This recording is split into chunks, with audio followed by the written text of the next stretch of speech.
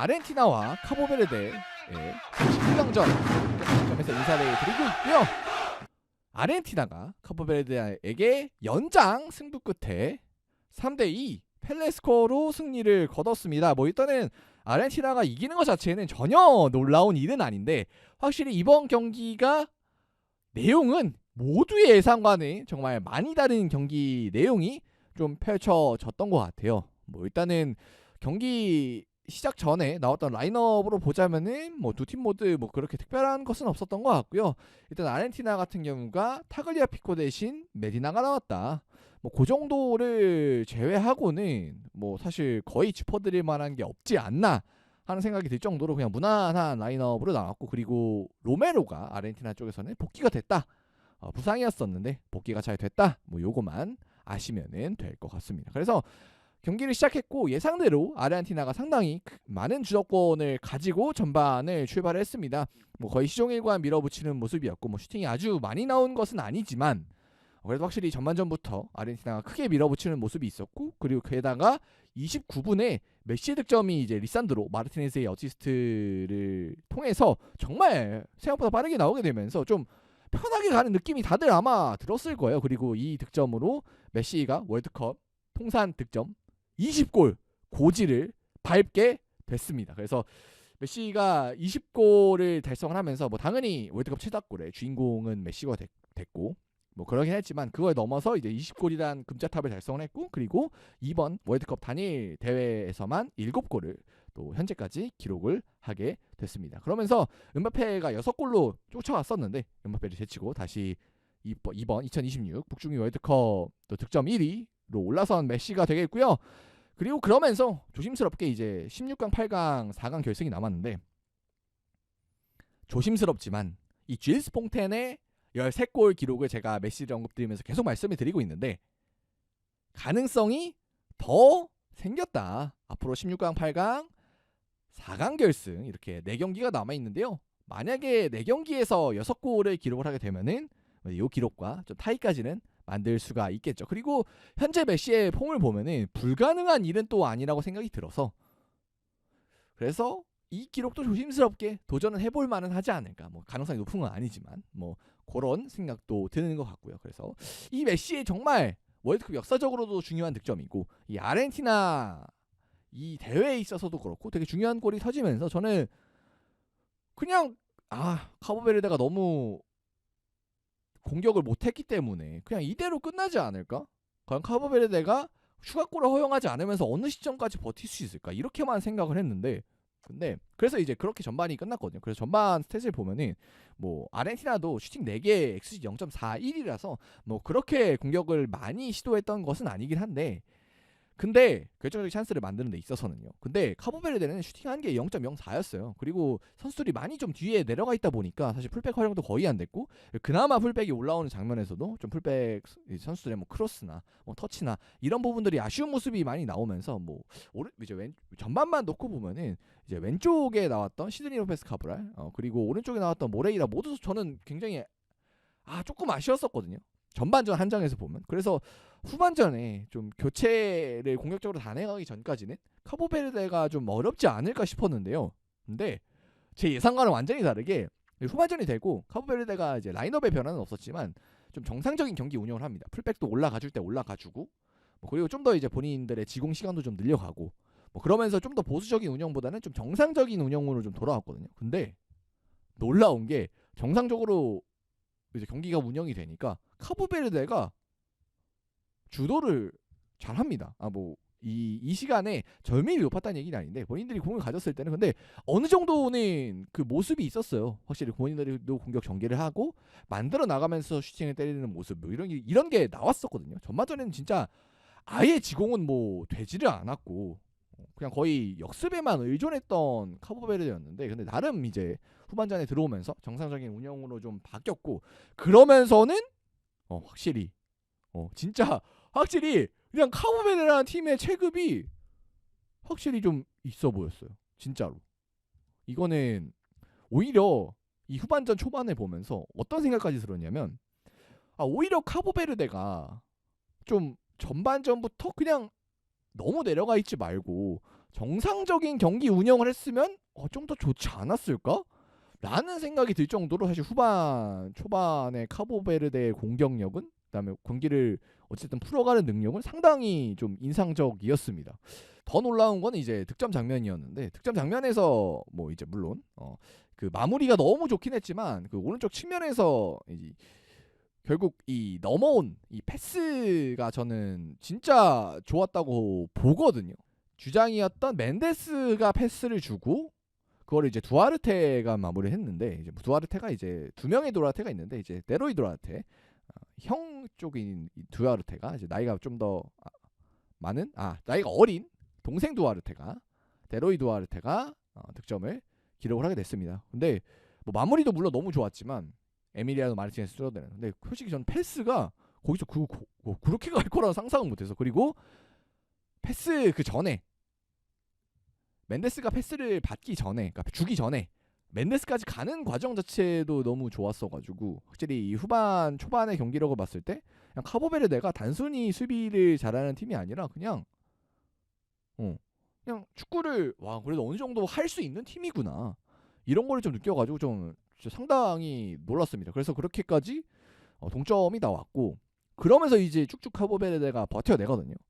그러면서 카보베르데가 이제 그 이후에는 좀 견뎌내면서 이제 연장전까지 갔는데, 그래서 사실 뭐 이제 후반 초반에 카보베르데가 어느 정도 능력을 보여줬다고 제가 뭐 말씀 좀 오버하면서 말씀을 드렸지만, 후반전 총 스탯을 놓고 보면은 아르헨티나 XG가 1.26, 그리고 카보베르데가 0.14, 슈팅 수가 11대 5로 좀 차이가 많이 나긴 했어요. 그리고 사실 아르헨티나 입장에서는 그 메시가 가졌던 그 1대1 찬스, 오른발로 차는데 보지냐 골키퍼 정면으로 갔던 그 찬스, 그리고 좀 좋은 프리킥 상황에서 보지냐 골키퍼가 이제 막 수비 벽이랑 소통하고 있을 때 갑자기 메시가 찬 거, 그거 안 들어간, 그러니까 메시가 잡았던 한 2번 정도, 뭐 그리고 프리킥까지, 다른 프리킥까지 포함한 한 2-3번 정도 찬스가 좀 빗나간 게 좀 많이 아쉬운 것 같고, 그리고 뭐 메시가 이제 1대1 못 넣은 거나 뭐 프리킥 쪽에서 결정이 안 난 거, 이런 아쉬움들을 제외하고서 또 말씀을 드리면은, 전반전 통틀어 포함해서 제가 지난 이제 조별리그 정리하면서 아르헨티나 쪽에서 말씀을 드렸던 메시 이외에 아르헨티나의 해결사가 누구냐, 오늘도 결국 이제 뒤에 또 얘기하겠지만 메시 이외의 득점을 기록한 건 리산드로 마르티네즈와 이 로메로거든요. 둘 다 센터백이에요. 결국 아르헨티나의 다른 공격수들, 훌리안 알바레즈 아니면 라우타로 마르티네즈, 다 메시에게 큰 도움을 전혀 주지 못했습니다. 뭐 전반전부터 나왔던 선발 출전을 했던 라우타로 마르티네즈 같은 경우는 저 있는지도 몰랐어요. 너 한 게 뭐냐? 뭐 했어? 뭐 했어? 나름 이제 기회 창출 한번, 그거 한번 하고 한 게 없어요. 슈팅은 때렸니? 슈팅이 없어. 라우타로는 이 선수가 63분에 빠졌거든요. 슈팅이 하나도 없어. 그리고 뒤에 들어왔던 솔직히 훌리안 알바레즈도 뭐 세밀하면 좀 아쉬운 장면도 있었고, 뭐 이 선수는 이제 슈팅이 있긴 했습니다만, 확실히 이 AT에서 지금 떠나려고 시도를 하고 있는 것 같은데, 그런 본인의 포부에 비해서는 활약이 많이 아쉽지 않나. 그래서 라우타로랑 훌리안 다 안 좋아가지고 이 메시에 대한 의존도를 어떻게 아르헨티나가 해결할 수 있을지는 좀 생각을 더 해봐야 될 것 같아요. 뭐 오늘은 수비수 선수들이 해결사로 나섰지만 사실 계속해서 이럴 수는 없잖아요. 뭐 그리고 당연히 이집트, 뭐 아마 스위스 뭐 이렇게 갈 것 같은데, 뭐 탄탄대로가 펼쳐져 있죠, 4강 전까지는. 그래서 그 팀들까지는 이긴다 하더라도 결국 4강 결승 가면은 분명히 체급이 강한 팀들을 만나야 합니다. 그렇기 때문에 또 아르헨티나한테 주어진 시간이 많거든요. 그만큼 16강, 8강 이렇게 거의 질 일은 많이 없을 거 아니에요. 뭐 당연히 공은 둥글고 모른다 하지만. 그래서 이 남은 2경기 동안 무조건 뭐 라우타로든 훌리안이든 아니면 벤치에 있는 뭐 로셀소든 뭐 니코 파즈든 누군가는 살려내서 메시 옆에 무조건 붙여놔야지 이 아르헨티나의 우승이 가능하지 않을까 생각이 듭니다. 그래서 메시가 오늘도 저 역할을 많이 해줬고, 그렇기 때문에 과연 이 메시에 대한 의존도를 어떻게 해결할 수 있을 것인가를 많이 고민을 해봐야 되지 않을까 하는 생각이 좀 많이 듭니다. 그래서 어떻게 될지는 모르겠지만 일단 지켜봐야 될 것 같고, 그러면서 이제 연장전에 가게 된 아르헨티나였는데요. 근데 또 연장전에 가서 금방 득점을 기록을 했어요. 이 리산드로 마르티네즈의 득점이 92분. 그러니까 연장전 거의 시작하자마자 나왔거든요. 세트피스 상황에서 공이 뒤로 흘렀고 그 공이 뒤로 흐른 공을 리산드로가 딱 잡고 니어 포스트 마무리였는데 아무래도 공 잡은 위치가 니어로도 찰 수 있고 파울로도 찰 수 있었는데 보지냥 골키퍼는 약간 파울 포스트를 예측하는 느낌이었거든요. 자세를 봤을 때. 근데 니어 포스트로 정말 강력한 슈팅을 때려내면서 확실히 좋은 마무리를 통해서 리산드로가 영웅이 됐고 그러면서 여기서도 전반전 이제 메시의 골이 들어갔을 때랑 똑같게 이거 끝났다. 이거 끝났다. 이렇게 생각을 했었는데 왜냐면 92분에 그러니까 전반전 거의 연장 전반 시작하자마자 들어갔으니까 그냥 끝나는 줄 알았거든요. 근데 이 시드니 로페스 카브랄의 원더골이 103분에 터지게 됩니다. 이거는 다른 설명 필요 없어. 그냥 원더골이에요.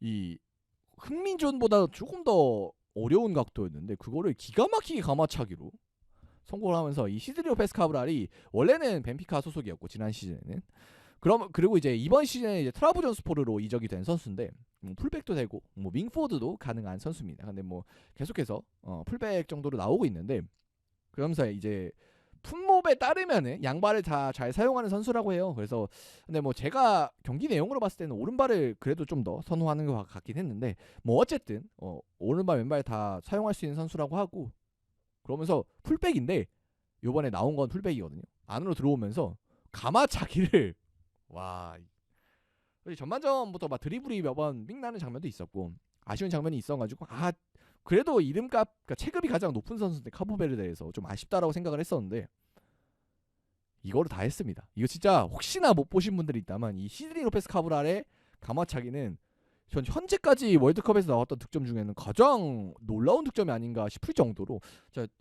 언뜻 지금 생각하기엔 잊어버린 게 몇 개 있을지도 몰라도 이번 대회에서는 가장 인상적인 득점이었던 것 같아서 못 보신 분들이 있다면 꼭 보시길 바라겠고 그러면서 이제 아르헨티나가 사실 연장전 들어오고 득점이 빨리 나왔기 때문에 그래도 연장전으로 왔지만 여유가 있었어요. 근데 사실 이 득점을 통해서 아르헨티나도 정말 빡빡하게 됐고 그러면서 이제 진짜 승부 차이감을 또 모르는 거니까 또 오늘 보지냐 키퍼가 물론 이제 리산드로 마르티네즈한테는 한번 속아 나긴 했지만 대체로 좀 슈팅 예측을 잘하는 느낌이었거든요. 선방도 많았고 그래서 약간 쫄리는 게 있었을 텐데 아르헨티나도 근데 결국 이 111분에 로메로가 헤더하고 지금 골 자체는 이 보르지스의 자책골이 됐는데 메시가 올려주고 결국은 이 로메로가 헤더를 하면서 득점이 나왔고 그러면서 3대2로 아르헨티나가 승리를 거뒀는데요.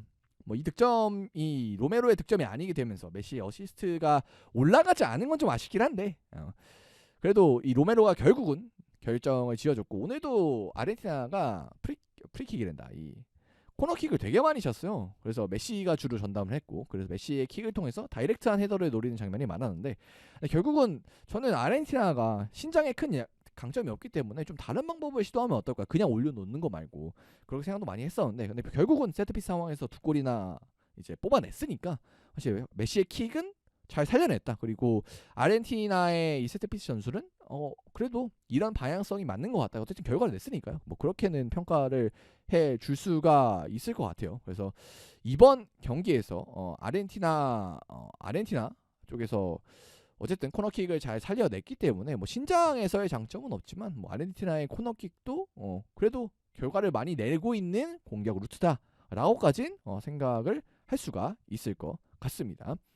그래서 그렇게 되면서 경기는 끝이 나게 되는데요. 그래서 이번 경기를 보면서 카보베르데가 3무로 올라왔고 스페인, 우루과이, 사우디 상대로 3번 다 무승부를 기록하면서 올라왔고 득점은 이제 사우디 조별리그 기준으로 보면은 우루과이전에서 이제 뽑아냈던 두 번의 득점이 있었는데 근데 결국은 이 연장전에 온 것만으로도 정규 시간 내에는 무승부를 했다고 봐야 되거든요. 그러니까 물론 이제 패배로 기록이 되겠지만 진짜 카보베르데한테도 정말 큰 박수를 보내야 하는 그런 경기가 아닌가 하는 생각이 들고 카보베르데가 진짜 초반에 우리가 익히 알던 수비 조직력부터 보여준 걸 떠나서 후반전에 본인들이 공을 가졌을 때 공격을 전개하는 능력이나 선수의 결정력 그리고 시드니 로페스 카브랄의 정말 원더골까지 해서 본인들이 할 수 있는 거 다 했기 때문에 전 진짜 카보베르 정말 큰 박수를 이번에 보내고 싶고, 진짜 이번 월드컵 최고의 다크호스였다.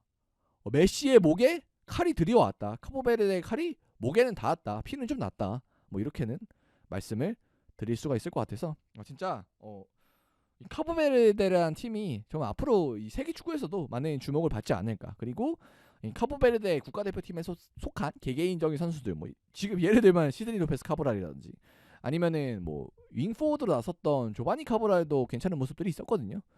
그렇기 때문에 이런 선수들에게 좀 관심은 다들 가지지 않을까 하는 생각이 들고, 32강에서 탈락했지만 진짜 너무 잘했습니다.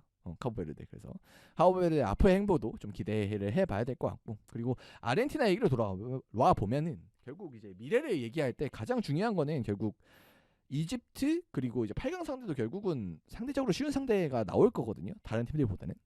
그렇기 때문에 아까도 얘기한 메시 의존증은 어떻게 해결할 거냐. 사실 메시가 오늘 공격 부분에 있어서 마무리 너무 좋았죠. 그 첫 번째 득점, 왼발로 리산드로의 롱패스를 받아내고 바로 왼발 리어포스로 마무리하는 그거는 정말 이 메시 같은 클라스의 선수만 할 수 있는 그런 득점이었고, 그리고 이 정식 어시스트로는 기록은 안 됐는데 결국 자책골을 유도한 로메로의 헤더를 또 메시가 어시스트를 했기 때문에 메시의 킥에 의해서 이게 나온 거잖아요.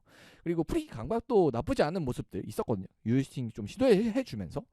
그래서 메시의 감각이 지금 좋은 건 알겠는데, 근데 아까도 얘기했지만 메시가 다 해줄 수는 없어요. 메시도 결국 시간이 지나면 지치고, 그리고 활동할 수 있는 것도 한계가 있기 때문에 누군가를 도와는 줘야 되는데, 앞으로 이제 강팀들을 상대할 거면 리산드로든 뭐 아니면 훌리안이 됐든 뭐 아니면 후보에 있는 니코 파즈가 됐건 뭐 로세소가 될 수도 있고, 어쨌든 공격적인 자원이 없진 않으니까 누군가는 살려서, 다시 한번 말씀드리지만 메시 옆에 붙여야 된다. 뭐 이 점을 다시 한번 상기시켜야 하는 아르헨티나가 될 것 같고요. 그리고 뭐 결과가 결과적으로는 좋긴 했는데 조금 너무 좀 소극적이지 않았나, 아르헨티나가 선제골 이후에. 그래서 좀 상대를 확실하게 좀 제압하는 방법도 고민을 해봐야 될 것 같긴 해요. 그리고 이제 오늘 경기에서 메디나가 부상으로 좀 빠지는 모습이 있었는데 조금 반응이 안 좋았거든요. 그러니까 그냥 걸어 나가는 게 아니라 조금 슬퍼하는 모습 혹은 짜증나는 모습, 이런 모습들을 보이면서 나갔기 때문에 이 메디나의 몸 상태도 앞으로 좀 확인을 해봐야 될 것 같고, 그리고 오른쪽 측면에 있는 이제 몰리나도 그렇고 몬티엘도 그렇고 솔직히 저는 만족스럽지 않은 것 같아서. 왜냐하면 이제 이 자리가 플랜 A 기준으로 본다면은 이 오른쪽 풀백에 있는 선수가 올라가서 측면을 장악해주고 메시도 안으로 들어오고, 데폴은 이제 오히려 풀백 뒤에서 밸런스를 잡아주는 형태이기 때문에 이 오른쪽 측면에서의 공격도 어떻게 할 것인가. 사실 알마다는 오늘 상당히 괜찮았다고 보거든요. 메디나와의 조합을 통해서 왼쪽은. 근데 오른쪽은 좀 아르헨티나가 아쉬웠던 것 같아서, 메시가 갔을 때 제외하고는. 그래서 이 오른쪽에 대한 고민, 그리고 메시의 파트너, 공격 파트너에 대한 고민은 아르헨티나가 앞으로도 좀 해야 되지 않을까. 그리고 앞으로 뭐 16강, 8강 가면서 무조건 해결해야 되는 문제가 아닌가, 뭐 이렇게까지 생각이 듭니다. 그래서 와, 오늘 메시의 20번째 골에 많이 주목이 될 줄 알았는데 오히려 메시 20번째 골도 너무 대단하지만 그보다 더 카보베르데의 열정적인 그 경기 운영, 그리고 열정, 그리고 경기력, 그러니까 뭐 의지뿐만 아니라 경기력 자체가 너무 좋아가지고 진짜 예상보다 더 재밌는 경기를 본 것 같아서 너무 축구 팬으로서 일단 행복한 상황이 되는 것 같습니다. 그래서 메시의 20번째 골, 그리고 공격 포인트도 최다 기록 메시가 가지고 있으니까 그것도 연장이 됐고, 그리고 이번 득점으로 인해서 메시가 8경기 또 연속골을 기록을 하게 되면서 월드컵도 최다 연속 경기 득점 기록도 메시가 가지고 있게 됐고요. 그래서 진짜 메시가 웬만한 기록은 다 가지고 있는데 월드컵에서 과연 이 단일 대회 득점 기록 13골의 고지를 과연 노릴 수 있을 것인지, 그리고 음바페와의 득점 경쟁, 홀란드도 있고 한데 어떻게 될지 득점왕 경쟁도 한번 주목을 해보겠습니다. 자, 그럼 여기서 마치고요. 이 경기 리뷰는 마무리를 하고 다음 경기 또 바로 보고 또 전달해 드리도록 하겠습니다. 감사합니다.